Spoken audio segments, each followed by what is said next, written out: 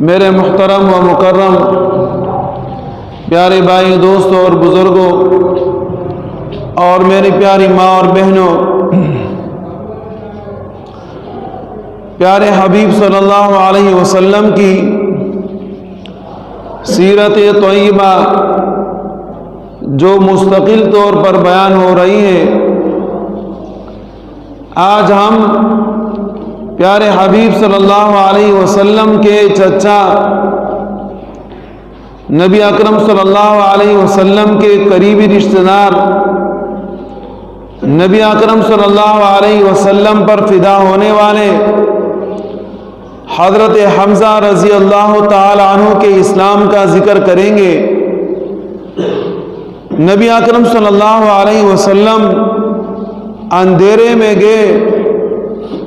اندھیرے سے لوگوں کو اجالے کی طرف نکالنے کے لیے نبی اکرم صلی اللہ علیہ وسلم ایسے ظلمات میں گئے کہ جہاں صرف اور صرف غم اور فکر پریشانی کے علاوہ کچھ نہیں۔ نبی اکرم صلی اللہ علیہ وسلم ایسے دور میں مبعوث ہوئے کہ ہر طرف گناہ ہی گناہ اور انسانیت نام کی کوئی چیز نہیں تھی۔ نبی اکرم صلی اللہ علیہ وسلم اس اندھیرے میں گئے کہ جہاں کسی انسان کی زندگی کی کوئی قیمت ہی نہیں ہوتی تھی۔ نبی اکرم صلی اللہ علیہ وسلم نے ایسے بحر ظلمات کے اندر اپنی دعوت اللہ شروع کر دی اور اللہ رب العزت نے کامیابی عطا فرمائی۔ لیکن ان کامیابیوں کے ساتھ ساتھ نبی اکرم صلی اللہ علیہ وسلم کو لوگوں نے برا کہا، نبی اکرم صلی اللہ علیہ وسلم کی لوگوں نے گستاخی کی، نبی اکرم صلی اللہ علیہ وسلم کے ساتھ لوگوں نے بدتمیزی کی۔ لیکن جب انسان کا ارادہ صرف اللہ کی رضا کا ہوتا ہے اور ایک ہی اللہ کو خوش کرنے کی کوشش کرتا ہے، اللہ رب العزت اس کو کامیابی عطا فرماتے ہیں۔ نبی اکرم صلی اللہ علیہ وسلم کوہ صفا کے راستے پر جا رہے تھے کہ ابو جہل سامنے سے آئے اور نبی اکرم صلی اللہ علیہ وسلم کو بہت ہی زیادہ برا بھلا کہا۔ نبی اکرم صلی اللہ علیہ وسلم کو جو برا بھلا ابو جہل نے کہا، جس انداز سے کہا، جس کیفیت سے کہا اور جس غضب سے کہا، عبداللہ ابن جدعان کی باندی تمام کی تمام چیزوں کو نوٹ کر رہی تھی اور وہ دیکھ رہی تھی کہ نبی اکرم صلی اللہ علیہ وسلم پر سلام ہو کہ اتنے برے بلا کے باوجود نبی اکرم صلی اللہ علیہ وسلم نے ابو جہل کی طرف دیکھا نہیں اور بلکہ دل ہی دل میں یہ جواب دے دیا کہ جواب جاہلہ خاموشی باشد، کہ جاہلوں کا تو جواب صرف خاموشی ہے، اب ان جاہلوں کو اور کون ہی سمجھائے۔ نبی اکرم صلی اللہ علیہ وسلم وہاں سے گزرے اور جیسے ہی گزرے تھوڑی دیر کے بعد حضرت حمزہ رضی اللہ تعالی عنہ شکار کر کے واپس آئے اور جیسے پہنچے تو عبداللہ ابن جدعان کی باندی نے حضرت حمزہ رضی اللہ تعالی عنہ سے فرمایا کہ آپ کو معلوم نہیں، آپ تو شکار پر گئے تھے، لیکن یہ کہ آپ کے پیارے حبیب، آپ کے پیارے بھتیجے کو ابو جہل نے پتہ نہیں کیا کچھ کہا اور کس انداز سے کہا اور کس غصے سے کہا۔ حضرت حمزہ رضی اللہ تعالی عنہ اس وقت ایمان نہیں لائے تھے، لیکن جیسے ہی نبی اکرم صلی اللہ علیہ وسلم کے متعلق نازیبا الفاظ کے متعلق سنا تو فوراً غصے سے ابھرے اور رنگ سرخ ہو گیا اور جا کے اپنا کمان اٹھا کے ابو جہل کی طرف جانے لگے۔ حرم پہنچے کہ حرم میں وہاں ابو جہل اپنی ساتھیوں کے ساتھ بیٹھا ہوا تھا۔ حضرت حمزہ رضی اللہ تعالی عنہ نے اپنا کمان اٹھایا اور ابو جہل کے سر کے اوپر دے مارا، جس کی وجہ سے اس کے سر سے خون بہنے لگا۔ قریب میں بیٹھے ہوئے لوگ اٹھے کہ حضرت حمزہ رضی اللہ تعالیٰ عنہ کو منع کریں، لیکن ابو جہل نے کہا کہ نہیں آپ نے اٹھنا نہیں ہے، آپ نے حضرت حمزہ کو جواب نہیں دینا ہے، آپ خاموشی کے ساتھ یہاں بیٹھے، اسی کہ آج میں نے اس کے بھتیجے کو بہت ہی برا بھلا کہا تھا، بہت ہی برا بھلا کہا تھا۔ اور وہ برا بھلا کس کو کہا؟ جس کو اللہ پاک نے تمام کائنات میں افضل بنایا، جس کو اللہ رب العزت نے تمام لوگوں میں منتخب فرمایا، جس کے لیے اللہ رب العزت نے زمین و آسمان پیدا فرمائے، اس کے متعلق ابو جہل نے برا بھلا کہا۔ آج ابو جہل کہاں پر ہے؟ جس کا نام لینے والا کوئی نہیں۔ آج ابو جہل کا اگر کوئی نام لیتا ہے تو اللہ کے غضب کے ساتھ لیتا ہے، اور نبی اکرم صلی اللہ علیہ وسلم کا جو کوئی نام لیتا ہے عزت کے ساتھ لیتا ہے، آداب کے ساتھ لیتا ہے اور خیال کرتے ہوئے لیتا ہے۔ کبھی اگر کوئی اپنی زبان سے غلطی کے اندر نبی اکرم صلی اللہ علیہ وسلم کی شان میں کوئی لفظ برا کہہ دے تو سامنے والے بیٹھے ہوئے وہ تیار ہوتے ہیں اور ایک دم ہی اس کے سر کو اس کے جسم سے جدا کر دیتے ہیں۔ آج ہر آدمی، ہر عورت، ہر مرد، ہر جوان، ہر بچہ نبی اکرم صلی اللہ علیہ وسلم پر اپنی جان فدا کرنے کے لیے تیار ہے۔ تو ابو جہل کو نبی اکرم صلی اللہ علیہ وسلم نے اس حالت کے اندر پایا، نبی علیہ الصلوۃ والسلام کو ہمہ وقت تنگ کرنے کے در پہ تھے اور کسی صورت، کسی حالت میں نبی اکرم صلی اللہ علیہ وسلم کو چھوڑنے کے لیے تیار نہیں تھے۔ تو جب حضرت حمزہ رضی اللہ تعالی عنہ نے ابو جہل کو مارا تو قریب میں بیٹھے ہوئے لوگوں نے کہا کہ کیا اے حمزہ آپ بھی صحابی بن گئے ہو؟ کیا آپ بھی بے دین ہو گئے ہو؟ کیا آپ نے بھی اپنے آبا اور اجداد کا دین چھوڑ دیا ہے؟ کیا آپ بھی اس پیغمبر کا ساتھ دینے والے ہو؟ کیا آپ بھی اپنے بھتیجے کی دفاع کر رہے ہو؟ حضرت حمزہ رضی اللہ تعالی نے فرمایا کہ سنو اور سارے سنو، برملا سنو کہ اس کو میں اللہ کا سچا نبی، سچا رسول سمجھتا ہوں اور میں بھی اس کے اوپر ایمان لایا ہوں اور میں بھی اس کے اوپر ایمان لاتا ہوں۔ تم سارے کے سارے باخبر ہو جاؤ، سارے اپنے کانوں سے یہ بات سن لو۔ اور نبی اکرم صلی اللہ علیہ وسلم سے فرمایا، اے اللہ کے پیارے حبیب، اے میرے پیارے بھتیجے، آج کے بعد آپ کے اوپر کوئی پابندی نہیں، جس طریقے سے آپ نے برملا لوگوں کو دعوت دینی ہے جا کر دعوت دیں، انشاءاللہ ہم آپ کے پشت پر ہوں گے اور کوئی آپ کو ہاتھ لگانے کے لیے بھی آگے نہیں آ سکتا، ہم آپ ہی کے ساتھ ہیں۔ حضرت حمزہ رضی اللہ تعالی عنہ ظاہر کے سردار تو تھے، بڑے تو تھے، قوم کے وڈیرے تو تھے، قوم کے سربراہ تو تھے، قوم کے نواب تو تھے۔ تو وہاں الفاظ کہتے ہوئے سوچنے لگے، گھر پہ جب آئے کہ میں تو ایک قوم کا سردار ہوں، میں قوم کا سربراہ ہوں، میں ایک قوم کا بڑا ہوں، کیا میں نے نبی اکرم صلی اللہ علیہ وسلم پر جو ایمان لانے کے متعلق بات کی، آیا میں نے صحیح کی یا صحیح نہیں کی؟ ایسا نہ ہو کہ میں اپنے اس قول میں، میں اپنے اس عمل کے اندر برا ہوں اور پھر بعد میں لوگ مجھے تانا دیتے رہیں۔ تو چارپائی میں بیٹھ کر سوچنے لگے، اللہ رب العزت سے دعا کرنے لگے کہ اے اللہ، اگر اس پیارے حبیب صلی اللہ علیہ وسلم کا راستہ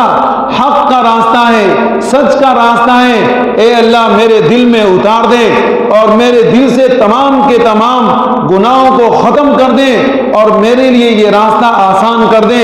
ورنہ اے اللہ میرے اوپر یہ ساری باتیں منکشف کر دیں۔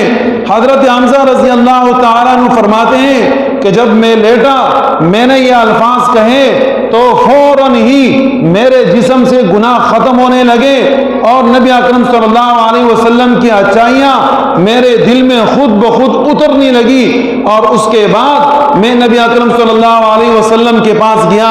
اور میں نے نبی علیہ الصلوۃ والسلام سے فرمایا کہ میں آپ کا کلمہ پڑھتا ہوں، لا الہ الا اللہ محمد رسول اللہ، اور میں یہ سمجھتا ہوں کہ آپ سچے ہیں، آپ سچوں کے سچے ہیں، آپ کے اوپر جو ایمان لایا وہ بھی سچا، آپ کو جس نے بھیجا وہ بھی سچا،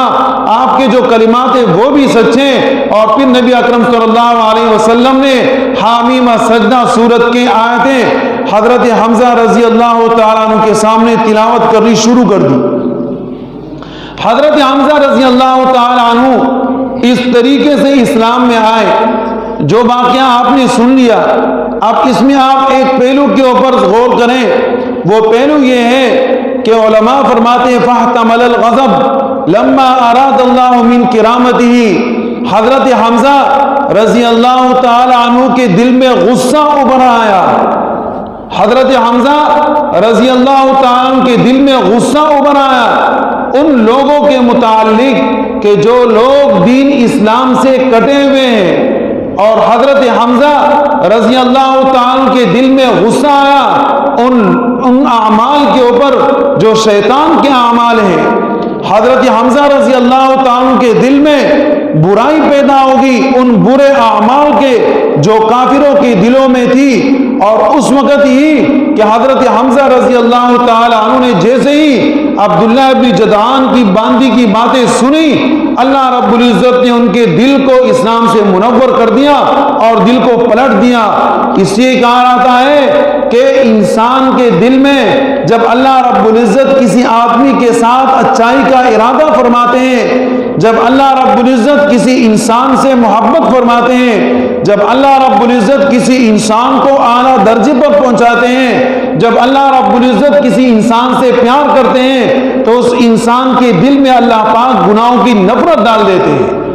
گناہوں کی اور نفرت پیدا ہو جاتی ہے۔ پھر وہ گناہ سے اپنے آپ کو بچاتا ہے، گناہ سے اپنے آپ کو کترواتا ہے اور دور بھاگتا ہے۔ حضرت حمزہ رضی اللہ تعالیٰ عنہ کے ساتھ بھی یہی معاملہ ہوا۔ اللہ رب العزت نے ان کے خیر کا، ان کے اکرام کا، ان کے عزت کا، ان کے مرتبے کا ارادہ فرمایا، اور لوگوں میں ان کو منتخب کرنا تھا جس کی بنا پر نبی اکرم صلی اللہ علیہ وسلم کی محبت پیدا ہوگی، اور کفار والے اعمالوں کی نفرت حضرت حمزہ رضی اللہ تعالی عنہ کے دل میں پیدا ہو گئی۔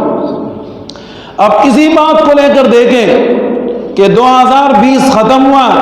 2021 کا سال شروع ہوا۔ 2020 کا سال ختم اور 2021 کا سال شروع ہو گیا، اور ہم نادان، ہم ناسمجھ، ہم بیوقوف جا بجا خوشیاں منا رہے ہیں کہ ایک سال تو ختم ہو گیا اور دوسرا سال شروع ہو گیا۔ ایک سال کے ختم ہونے پر ہم خوشی منا رہے ہیں، یعنی اتنے ہم ناسمجھ ہیں۔ ایک آدمی کے پاس 10,000 روپیہ ہے، 10,000 روپے میں 5,000 روپے اس سے چلے جائیں اور وہ خوشی منائے، آپ کیا سمجھتے ہیں؟ بیوقوف ہے، ہوشیار ہے، ایک نمبر کا بیوقوف آدمی ہے۔ ہاں، خوشی تب منائے جب 10,000 کے بجائے اس آدمی کو 20,000 ملے، جب 10 کے بجائے 11,000 ملے وہ خوشی منائے۔ ہماری جو زندگی ہے،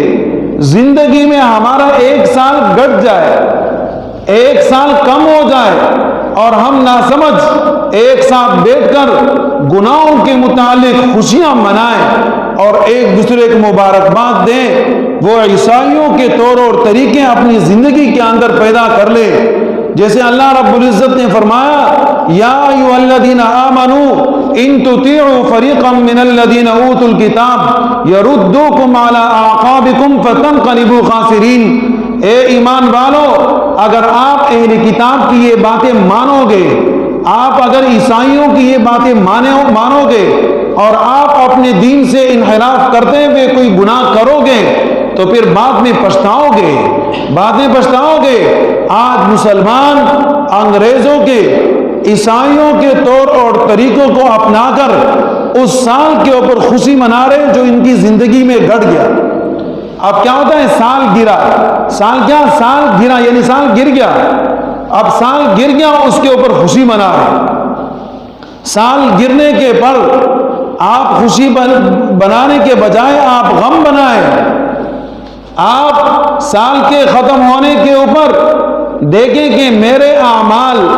جو 2020 کے تھے وہ کیسے تھے، اور 2021 میں میں نے اپنے اعمال کیسے بنانے ہیں۔ آپ نے 2020 میں جو گناہ کیے وہ گناہ اپنے سامنے کر دو۔ میں نے یہ گناہ کیے، یہ میں نے بدعمالیاں کی ہیں، یہ میں نے برائیاں کی ہیں، ان کو سامنے رکھیں، توبہ کریں، استغفار کریں، اللہ رب العزت کے سامنے اپنا سر سجدے پہ لگائیں، ندامت شرمندگی کا اظہار کریں، اور جناب اس کے بجائے کہ زین لهم الشیطان، کہ شیطان نے ان کے اعمال کو ان کے لیے خوبصورت بنایا، تو اس پر غم کے باوجود، اس پر فکر کے باوجود، اپنے اصلاح کے باوجود ان گناہوں کو ختم کر کے نئے سال کے نئے گناہ شروع کرنے کی تیاری میں لگے ہوئے ہیں، نئے سال کے نئے گناہ کی تیاری میں لگے ہوئے ہیں، اور وہ کام کر رہے ہیں جو گناہوں کے کام ہیں، جہاں ڈول وہاں ڈول جناب دیکھ کر ڈول ہی بجانا، ناچنا، اور اسی طریقے سے فائرنگیں کرنا، لوگوں کو اذیت میں مبتلا کرنا، اپنا حلال مال برباد کرنا، اپنی بیوی اور بچوں کو ویسے ویران چھوڑنا، اور تمام کے تمام اپنی خواہشات کو پوری کرنے کے لیے اپنے پیسوں کا خرچ کرنا، اور اپنے آپ کا کوئی عزت نہیں، اپنی بہن کا کوئی عزت نہیں، اپنی ماں کا کوئی احترام نہیں، اپنی مسلمان بہن بھائیوں کا کوئی احترام نہیں، اور جناب یہ بنا رہا ہے کہ نئے سال کی خوشی ہے، یہ نئے سال کی خوشی اس طریقے سے ہے۔ میں نے جتنے بھی علماء کو دیکھا، بزرگوں کو دیکھا، جن کی کتابوں کو ہم نے دیکھا کہ ہر ایک بزرگ، ہر ایک ولی، ہر عالم جب اپنی کتاب ختم کرتے ہیں تو ختم کرنے پر وہ حدیث لاتے ہیں کہ جو حدیث انسان کی موت کی طرف اشارہ دیتا ہے، کہ جیسے کتاب آپ نے الف لام سے شروع کر دی، اور آپ نے یہ کتاب قرآن کریم الف لام سے شروع کر کے والناس تک پہنچا دی، تو جیسے کہ یہ کتاب ختم ہو گئی، پہلا پارہ ختم ہوا، دوسرا ختم ہوا، تیسرا ختم ہوا، چوتھا ختم ہوا، 30واں پارہ ختم ہوا، یہی مثال آپ کی زندگی کا ہے کہ آپ کی زندگی کی سیڑھیاں ختم ہو گئی، اب آپ کو موت کی تیاری کرنی ہے۔ ہر ایک مصنف نے اپنی کتاب کے آخر میں موت کا تذکرہ کیا، جیسے آپ کی کتاب ختم ہو گئی اسی طریقے سے آپ کی زندگی ختم ہو گئی، اور جب آپ کی زندگی ختم ہو گئی تو ظاہر ہے کہ آپ نے یہاں رہنا نہیں ہے، جو رہنے والا ہے وہ ایک ہی اللہ کی ذات ہے۔ اس لیے اللہ رب العزت فرماتے ہیں کل من علیہا فان ویبقى وجہ ربک ذو الجلال والاکرام، جو بھی کائنات کے اوپر مخلوق موجود ہے سب نے ختم ہونا ہے، اگر باقی رہنے والی ذات ہے تو وہ ایک ہی اللہ کی ذات ہے۔ اب ہم کیا کریں؟ ہم ان گناہوں کے اوپر ندامت اختیار کریں، خوشی نہ منائیں، اور ہمارے دلوں میں ان گناہوں کے متعلق نفرت کیوں نہیں آتی؟ اس لیے کہ ہمارے ساتھ خیر کا اب تک ارادہ نہیں ہے، اور جب ہمارے ساتھ اللہ کی طرف سے خیر کا ارادہ ہو جائے، ہمارے ہاں احساس پیدا ہو جائے، ہمارے دل میں دکھ اور درد پیدا ہو جائے، پھر اس کے بعد ہمارے ساتھ خیر کا ارادہ ہوگا، اور جب خیر کا ارادہ ہوگا تو پھر ہم ان گناہوں سے خود بخود نفرت کرنا شروع کر دیں گے۔ لیکن یہ کہ ہمارے دلوں میں ان گناہوں کے متعلق نفرت نہیں، حضرت حمزہ رضی اللہ تعالیٰ عنہ کے دل میں ان گناہ والوں، ان کفار کے متعلق نفرت پیدا ہو گئی، اس لیے اللہ رب العزت نے ایمان کا راستہ استوار کر دیا اور ایمان قبول کر لیا۔ اللہ رب العزت ہم سب کو عمل کی توفیق عطا فرمائے۔